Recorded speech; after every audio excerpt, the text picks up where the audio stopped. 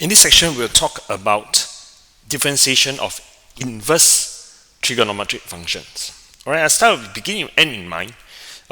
You will be happy to know that these following three formulae are found in MF27, which means you don't have to memorize them.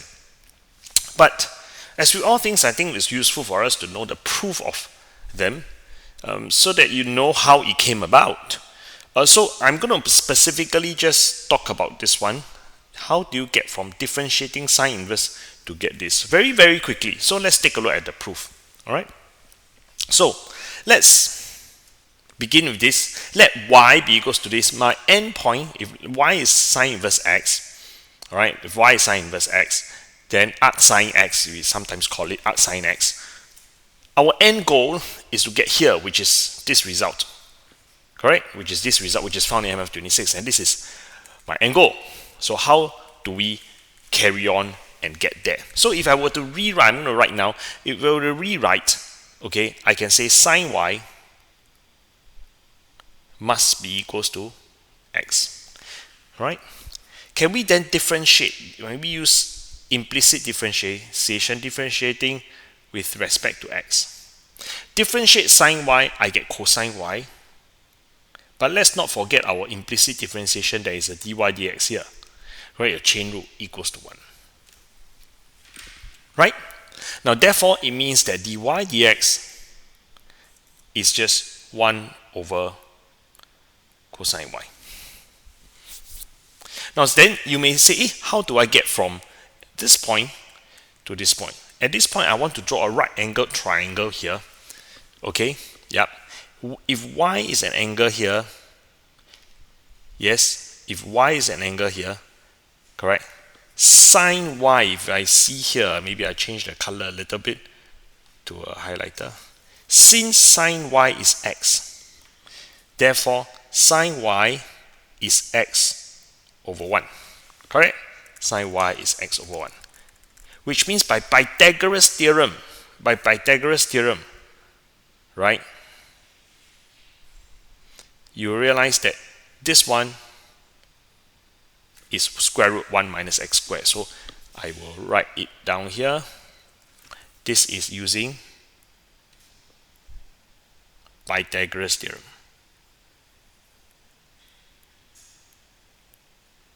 Pythagoras theorem.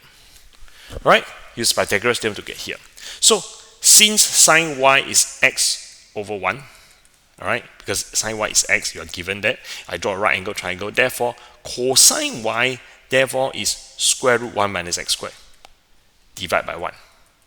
So therefore, dy dx is 1 over square root 1 minus x squared, which is actually this result over here. So we have proven this result, this particular sine inverse result. If you want to, if you are interested to, you can do this one and this one on your own. I'm not going to do so.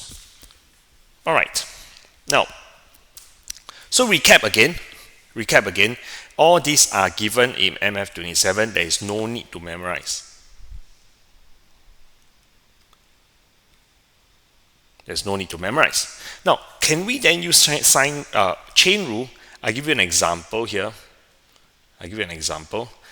Let's say, how do we then differentiate sine inverse 2x then? Where now instead of x, what if we have a 2x? Now by chain rule, you will know it is actually 1 over square root 1 minus 2x whole thing square multiplied by 2. Correct? Because this, you use chain rule to do that. So by chain rule, I can generalize it. What if it is fx?